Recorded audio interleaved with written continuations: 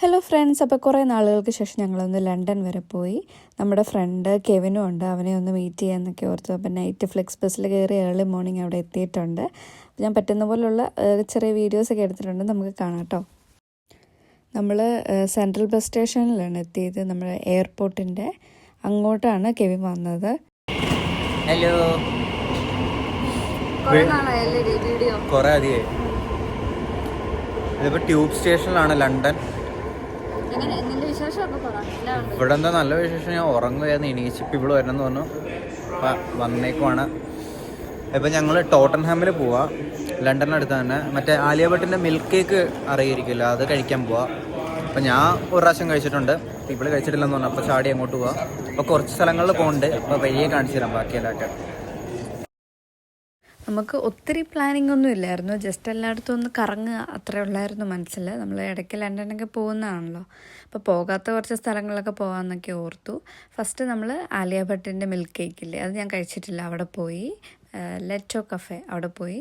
അപ്പോൾ അവൻ ആദ്യം ഇത് നേരത്തെ കഴിച്ചിട്ടുണ്ടെന്ന് പറഞ്ഞു, സോ അവൻ തന്നെ ഓർഡർ ചെയ്തൊക്കെ തന്നു. രണ്ടാൾക്കും ഓഫ് കിട്ടി. അപ്പോൾ കെവിൻ്റെ സൗകര്യമൊക്കെ നോക്കണമല്ലോ, അവനും ഒത്തിരി ഷിഫ്റ്റൊക്കെ ചെയ്യുന്നുണ്ട് ഇപ്പോൾ. സോ അതൊക്കെ അനുസരിച്ചാണ് നമ്മൾ ഈ ദിവസം പോയത്. അപ്പം നമ്മുടെ കേക്ക് വന്നു, എനിക്കിഷ്ടപ്പെട്ടു കേട്ടോ, നല്ല അടിപൊളി സാധനമായിരുന്നു. ആദ്യത്തെ ഒരു സ്പൂൺ വായിൽ വെക്കുമ്പോൾ തന്നെ ഭയങ്കര മെൽറ്റായിട്ട് പോയിട്ട് നമുക്ക് ഇഷ്ടപ്പെടും. മധുരം കഴിക്കുന്ന ആൾക്കാർക്ക്, അല്ലെങ്കിൽ മധുരം ഒത്തിരി ഇഷ്ടമുള്ളവർക്ക് അടിപൊളിയ സംഭവം ഒന്ന് ട്രൈ ചെയ്യാനൊക്കെ ഉണ്ട്. പക്ഷേ ഇതിൻ്റെ പ്രശ്നം എന്ന് പറഞ്ഞാൽ ഞാൻ അധികം മധുരം എനിക്കിഷ്ടമാണ്, പക്ഷെ ഞാൻ നല്ല കൺട്രോൾ ചെയ്യും. അപ്പോൾ എനിക്ക് കംപ്ലീറ്റ് ചെയ്യാൻ പറ്റത്തില്ല, കാരണം നമ്മൾ പെട്ടെന്ന് എന്താ മടുക്കൂലേ, അങ്ങനത്തെ ഒരു ഫീൽ വന്നു. ലാസ്റ്റായപ്പോൾ എനിക്ക് കംപ്ലീറ്റ് ചെയ്യാൻ പറ്റിയില്ല അങ്ങനെ. പക്ഷേ അടിപൊളി സാധനം, ഒന്ന് ട്രൈ ചെയ്താൽ കൊള്ളാം, നല്ലൊരു കേക്ക് തന്നെയാണ്. പിന്നെ നമ്മൾ അവിടുന്ന് പതുക്കെ നടന്ന് ഓരോ സ്ഥലങ്ങളൊക്കെ പോയിട്ട് ഇങ്ങനെ കാണുക, ഫോട്ടോസൊക്കെ എടുത്തു. പിന്നെ ഇടയ്ക്ക് ഞാൻ കെവിൻ്റെ വിശേഷങ്ങളൊക്കെ ചോദിക്കുന്നുണ്ട്, നമുക്കതൊക്കെ കേൾക്കാം കേട്ടോ. അപ്പോൾ കെവിൻ, എങ്ങനെയുണ്ട് ജോലിയും ഇവിടുത്തെ കാര്യങ്ങളൊക്കെ? ഇവിടെ അടിപൊളിയാണ്, കൊള്ളാം, ക്യാമറ കാണാൻ രസമുണ്ട്. ഇവിടെ അടിപൊളിയായിട്ട് പോകണം ലൈഫൊക്കെ. ഇവന് ലണ്ടനിലോട്ട് മാറി കഴിഞ്ഞാൽ പിന്നെ ഞങ്ങള് പിന്നെ ഫസ്റ്റ് ടൈം അല്ലേ കാണുന്നത്. കല്യാണം ആ സമയത്ത് പോലും എന്നെ കണ്ടിട്ടില്ല അല്ലേ? ഷെഫീൽഡ് മിസ് ചെയ്യുന്നുണ്ടോ? ഇല്ലില്ല, മിസ് ചെയ്യാൻ ടൈം കിട്ടുന്നില്ല. ഇവിടാണോ ഇഷ്ടം, ഷെഫീൽഡാണോ ഇഷ്ടം? ഷെഫീൽഡ് ചിലവ് കുറവ്, ഇവിടെ ചിലവുള്ള. ഇവിടെ എനിക്ക് ഇഷ്ടപ്പെട്ടെന്ന് തോന്നുന്നു. കാര്യം ആൾക്കാരെ മിസ് ചെയ്യും, പക്ഷെ എന്നാലും പ്ലേസ് വൈസ് ഇതാ കാര്യം ഇച്ചിരി സ്റ്റേബിളായി. ഇപ്പൊ മൊത്തത്തിൽ ഞാനൊന്ന് അടിപൊളിയായിരിക്കും ഇവിടെ നിന്ന് തോന്നുന്നു. ഷെഫീൽഡ് എപ്പോഴും നമ്മളൊരു ദാരിദ്ര്യവും ഇതൊക്കെ അതിൽ കിടക്കുന്ന പോലത്തെ ഒരു ഫീൽ, ഗ്രോത്ത് ഇല്ലാത്ത പോലെ തോന്നുന്നുണ്ട്, പേഴ്സണൽ ഗ്രോത്ത്. പക്ഷെ ഷെഫീൽഡിൽ വന്നോണ്ടാണ് ഇവിടെ വന്നിട്ട് എനിക്ക് തോന്നുന്നത് കുറെ നമുക്ക് എളുപ്പമായി തുടങ്ങി. ഒന്ന് കമ്പയർ ചെയ്യാൻ പറ്റുന്ന ലൈഫ് സ്റ്റൈലും എല്ലാം അല്ലേ. ഇപ്പൊ കണ്ടില്ല, കാശോട് നമ്മൾ അറിയത്തില്ല ഇവിടെ. അതൊരു പ്രശ്നം കേട്ടോ, കാശ് പടപടയെന്ന് പൊട്ടിക്കൊണ്ടിരിക്കും. ലണ്ടനിൽ പോകുമ്പോൾ കാശ് അറിയത്തില്ല. പിന്നെ എന്ന് വെച്ചാൽ ഞങ്ങൾക്ക് എനിക്ക് എപ്പോഴും ഷിഫ്റ്റ് ഒക്കെ ഉണ്ട്, അങ്ങനെ ചിലവില്ല, എന്നാലും ഓഫിനൊക്കെ പുറത്തു പോകും. എനിക്ക് കിട്ടുന്ന പേയുടെ ഡബിൾ ആട്ടോ ഇവന്റെ പേ. ഞാൻ 3 ചെയ്യുന്നുള്ളൂ, പക്ഷെ ഇവന് അത്യാവശ്യം ഒത്തിരി ഷിഫ്റ്റ് ഒക്കെ കിട്ടുന്നുണ്ട്, നല്ല പേയ്മെന്റും കാര്യങ്ങളൊക്കെ. ഞാൻ എനിക്കെന്ന് പറഞ്ഞു കഴിഞ്ഞാൽ പാർട്ട് ടൈം ചെയ്യുന്നതിലും ഒരു ദിവസം കൂടുതൽ, അത്രേ ഉള്ളൂ എനിക്ക്. അതായത് എനിക്ക് ഫിനാൻഷ്യലി വലിയ ബെറ്റർ എന്ന് ഞാൻ പറയത്തില്ല എനിക്ക്. പക്ഷെ ഞാൻ ഫിനാൻഷ്യലി ഒത്തിരി സ്റ്റേബിൾ എന്താ വെച്ചാൽ നമുക്ക് ഒത്തിരി ഇത് നോക്കാണ്ട് ചെലവഴിക്കാൻ പറ്റുന്ന ഒരു സാഹചര്യത്തിലോട്ട് വന്നു അല്ലേ. ഇപ്പൊ ഞാൻ ചിന്തിക്കുന്നില്ല എനിക്ക് എത്ര പോകുന്നുണ്ടോന്നൊന്നും. ഞാൻ നേരത്തെ ഞങ്ങളൊക്കെ പോകും താമസിച്ചോണ്ടിരുന്നപ്പോ ഒരു പെൻസൊക്കെ ഒരു പൗണ്ട്. ഒരു കണക്കിന് അത് നല്ലതാണ്, പക്ഷെ ഒരു കണക്കിന് നോക്കി അത് നെഗറ്റീവ് ആണെന്ന് വേണം പറയാം. ഭയങ്കര നെഗറ്റീവ്. ഞാൻ പോസിറ്റീവായിട്ടൊന്നും പറയുന്നില്ല, ഭയങ്കര നെഗറ്റീവ്. അപ്പൊ അങ്ങനെയൊക്കെ ഇവിടെ വന്നേ പിന്നെയാണ് ഇപ്പൊ കുറെ ആൾക്കാരെ പരിചയപ്പെട്ട്. അപ്പോഴാണ് ഇപ്പൊ ഞാൻ പെർഫ്യൂമിന്റെ ആയിരുന്നു തന്നെ പറഞ്ഞത്. അപ്പൊ അതൊക്കെ ഷെഫീൽഡിൽ വന്നപ്പോൾ സ്പ്രേ പോലെ അടിക്കേണ്ടിരുന്ന ആളാണ്. അപ്പൊ അങ്ങനെയൊക്കെ 1 പൗണ്ട് 2 പൗണ്ട് 5 പൗണ്ടിനൊക്കെ പെർഫ്യൂം മേടിച്ചുകൊണ്ടിരുന്നു. ഇപ്പൊ എന്റെ കയ്യിൽ കിടപ്പണ പെർഫ്യൂമിനൊക്കെ ഭയങ്കര ചിലവുള്ള. അപ്പൊ അതൊക്കെ വന്നത് നല്ലതാണെന്ന് ഞാൻ പറയുന്നില്ല ഇതൊന്നും, പക്ഷെ ഇതൊക്കെ വന്നത് ഇവിടെ വന്നേ കൊണ്ട് കുറെ കാര്യങ്ങൾ. ഇപ്പൊ തന്നെ ക്രീം അതൊക്കെ മൊത്തം തൂത്തുണ്ട്. ഇതൊക്കെ ഇവിടെ വന്ന് പിന്നെ എല്ലാം തൂത്ത് ഇവിടെ വന്ന പിന്നെ അവിടെ നിന്ന് ഈ പരിപാടി ഒന്നും ഉണ്ടായില്ല. ഇത് 3-4 ലെയറൊക്കെയാ, ടോണറ്, സെറം എല്ലാം ഇവിടെ വന്ന പിന്നെ. അപ്പൊ ചേഞ്ച് ആയി അതാ മൊത്തം ഇവിടെ ഇതൊക്കെ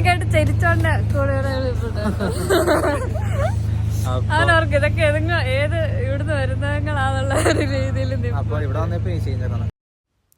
ഞാൻ കെവിനോട് ഇടയ്ക്ക് പറയും ഷെഫീൽഡ് ഇറങ്ങുന്നൊക്കെ പറയും, പക്ഷെ അവന് സത്യം പറഞ്ഞാൽ സമയമില്ല.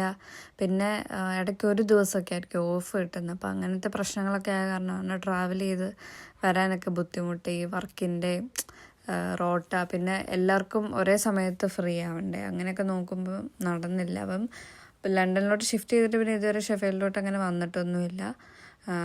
ഞങ്ങൾ ഇതിപ്പോൾ ആദ്യമായിട്ടാണ് പിന്നെ ലണ്ടൻ പോയത്. പിന്നെ ഞങ്ങൾ ഓർത്ത് ബോറോ മാർക്കറ്റിലൊക്കെ ഒന്ന് പോയി കറങ്ങാമെന്ന്. അവിടെ ഞാൻ പോയിട്ടില്ല. അപ്പോൾ പോകുന്ന വഴിക്കാണ് ഈ വോളിൽ ഇങ്ങനത്തെ സ്ക്രീനൊക്കെ ഉള്ള ഒരു ഇത് കണ്ടത്. ഞാൻ ഈ സ്ഥലത്തിൻ്റെ പേരൊക്കെ മറന്നുപോയി. സോ അവിടെയൊക്കെ കുറച്ച് നേരം ഇരുന്ന് ഇങ്ങനെ ചില്ല് ചെയ്തു.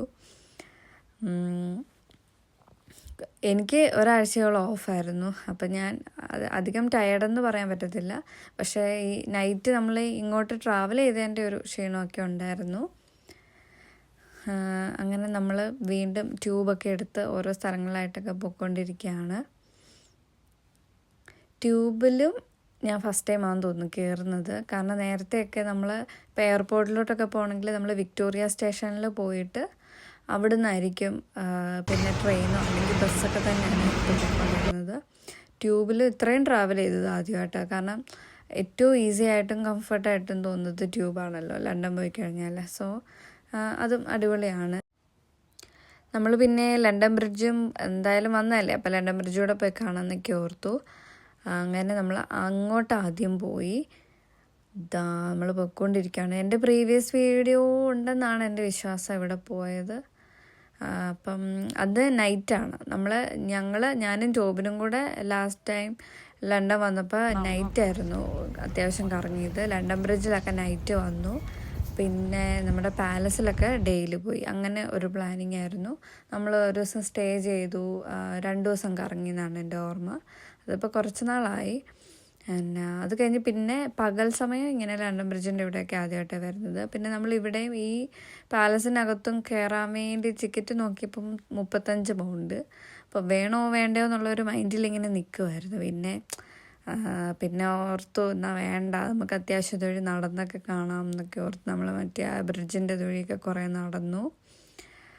പിന്നെ കുറച്ച് ഫോട്ടോഷൂട്ടൊക്കെ ചെയ്യുന്നത് കണ്ടു കേട്ടോ ആൾക്കാർ. എനിക്ക് തോന്നുന്നു വെഡ്ഡിങ് കപ്പിൾസ് അല്ലേ, അവരുടെ ഫോട്ടോഷൂട്ടും കാര്യങ്ങളൊക്കെ അവിടെ നടപ്പുണ്ടായിരുന്നു ബ്രിഡ്ജിൻ്റെ താഴെ ഭാഗത്തൊക്കെ ആയിട്ട്. അപ്പോൾ ഇവിടെ മിക്കവരും അങ്ങനെ ചെയ്യുന്നുണ്ടെന്നൊക്കെ അപ്പോൾ അവനിങ്ങനെ പറഞ്ഞു. എന്തെങ്കിലും ഫങ്ഷൻസോ കാര്യങ്ങളൊക്കെ വരുമ്പോഴത്തേക്കിനുള്ള ഫോട്ടോഷൂട്ടും സേവ് ദ ഡേറ്റും അങ്ങനത്തെ പരിപാടികളൊക്കെ മിക്കവാറും ഇവിടെ നടപ്പുണ്ടെന്നൊക്കെ പറഞ്ഞു. അപ്പം നമ്മളിങ്ങനെ ഫുള്ള് ഇങ്ങനെ എവിടെയെങ്കിലുമൊക്കെ സ്റ്റോപ്പാകും, കുറേ നേരം വർത്താനമൊക്കെ പറയും, അങ്ങനെയൊക്കെ മൊത്തം കണ്ടുകൊണ്ടൊക്കെ ഇങ്ങനെ നടക്കുവാണ്. പിന്നെ അവിടുന്ന് നമ്മൾ നേരെ ബോറോ മാർക്കറ്റിലോട്ട് പോയി. അവിടുന്ന് ഞാൻ പറഞ്ഞില്ലേ മറ്റേ സ്ട്രോബെറി, അതൊന്ന് ട്രൈ ചെയ്യണം എന്നൊരാഗ്രഹം. ഭയങ്കര തിരക്കായിരുന്നു. അത് കാരണം എനിക്ക് മര്യാദയ്ക്ക് വീഡിയോ എടുക്കാനൊന്നും പറ്റിയില്ല. പിന്നെ ഉള്ളതുപോലെ ഒക്കെ ഞാൻ എടുത്തു.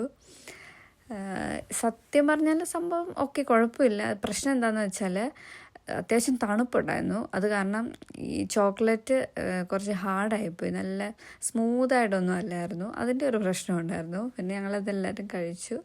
പിന്നെ ഒരു റെസ്റ്റോറൻറ്റ് കയറിയിട്ട് നമ്മൾ ഫുഡ് കഴിക്കാമെന്നൊക്കെ ഓർത്തിരിക്കുകയാണ്. വാഗമാമ അവിടെ കയറിയിട്ട് നമ്മൾ ഫുഡ് ഓർഡർ ചെയ്തു. ഈ മിൻറ്റീനെക്കാട്ടിലും ഇഷ്ടപ്പെട്ടത് ഞാൻ ഓർഡർ ചെയ്തായിരുന്നു ജിഞ്ചർ ടീ. അത് അടിപൊളിയായിരുന്നു കേട്ടോ, ലെമൺ ആൻഡ് ജിഞ്ചർ. പിന്നെ ഞാനും ടോബിനും കൂടെ ഒരു റാമൻ മേടിച്ച് ഷെയർ ചെയ്യാമെന്ന് ഓർത്തു. അടിപൊളിയായിരുന്നു കേട്ടോ, എനിക്ക് ഒത്തിരി ഇഷ്ടപ്പെട്ടു. അവിടെ ഇരുന്നാൽ നമുക്ക് ലണ്ടൻ ബ്രിഡ്ജൊക്കെ കാണാം, നല്ല വ്യൂവും. പിന്നെ അടിപൊളിയായിരുന്നു, എനിക്ക് ഒത്തിരി ഇഷ്ടപ്പെട്ടു കേട്ടോ. കെവിനും ഓർഡർ ചെയ്ത് നൂഡിൽസ്, അതും അടിപൊളി ടേസ്റ്റ്. ഇനിയും നമുക്ക് കഴിക്കാൻ തോന്നും, അങ്ങനത്തെ ഒരു ഫീലുള്ള ഫുഡൊക്കെ ആയിരുന്നു കേട്ടോ. പിന്നെ അവിടെ നിന്ന് ഞങ്ങളിങ്ങനെ പ്ലാൻ ചെയ്യുക, ഇനി അത്യാവശ്യം ഞങ്ങൾ ടയേർഡായി അപ്പോഴത്തേക്കും. അപ്പോൾ എവിടെ പോകണോ എന്ത് ചെയ്യണം എന്നൊക്കെ ഓർത്ത് ഇങ്ങനെ ഇരുന്നപ്പം എന്നാൽ റൂം എടുത്ത് കുറച്ച് റെസ്റ്റ് എടുക്കാം എന്നുള്ളൊരു പ്ലാൻ വന്നു. അപ്പം തന്നെ നമ്മൾ എയർബിഎൻബിയിൽ റൂം നോക്കി. അന്ന് നൈറ്റ് തന്നെയാണ് നമുക്ക് ബസ്സുള്ളത്. സോ നമ്മൾ പെട്ടെന്നൊരു റൂമൊക്കെ എടുത്ത് കുറച്ച് നേരം കിടന്നുറങ്ങാമെന്ന് ഓർത്തു. റൂമിൽ ഞങ്ങൾ 3 പേരും കുറച്ച് നേരം വർത്താനമൊക്കെ പറഞ്ഞിരുന്നു. പിന്നെ കെവിൻ ടാറ്റ ബൈ ബൈ പറഞ്ഞു പോയി. ഞങ്ങളും ട്യൂബ് എടുത്ത് നേരെ ബസ് സ്റ്റേഷനിലോട്ട് പോയി. നമ്മുടെ സെൻട്രൽ ബസ് സ്റ്റേഷനിലോട്ട് ചെന്നു. രാത്രി 12 മണിക്ക് 12:30-ക്കല്ലേ ഫ്ലെക്സ് ബസ്. അപ്പോൾ അതിൽ കയറി തിരിച്ച് നമ്മൾ ഷെഫീൽഡ് എത്തും. നമ്മൾ ട്യൂബിൽ പൊയ്ക്കൊണ്ടിരിക്കുകയായിരുന്നു. എന്തുകൊണ്ടും അടിപൊളിയൊരു ദിവസമായിരുന്നു. കെവിനെയും കാണാൻ പറ്റി, ലണ്ടൻ ഫുൾ എക്സ്പ്ലോർ ചെയ്യാൻ പറ്റി, അങ്ങനെയൊക്കെ പോയി. എന്തുകൊണ്ടും പൊള്ളി ദിവസം. പിന്നെ ഞാൻ കുറച്ച് ഷോർട്ട് വീഡിയോ ഒക്കെ അപ്ലോഡ് ചെയ്തിട്ടുണ്ട്. അപ്പം ഇനിയും വീഡിയോസൊക്കെ എടുത്തിടുന്നതായിരിക്കും. Tata bye bye.